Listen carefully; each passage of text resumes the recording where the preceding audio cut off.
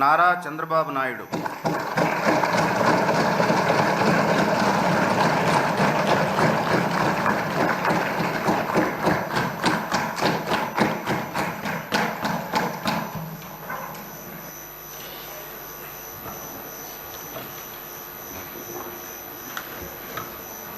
నారా చంద్రబాబు నాయుడు అనే నేను శాసనసభ సభ్యునిగా ఎన్నిక అయినందున శాసనం ద్వారా నిర్మితమైన భారత రాజ్యాంగం పట్ల నిజమైన విశ్వాసం, విధేయత చూపుతానని, భారతదేశ సార్వభౌమాధికారాన్ని, సమగ్రతను కాపాడుతానని, నేను స్వీకరించబోయే కర్తవ్యాన్ని శ్రద్ధాశక్తులతో నిర్వహిస్తానని దైవ సాక్షిగా ప్రమాణం చేస్తున్నాను.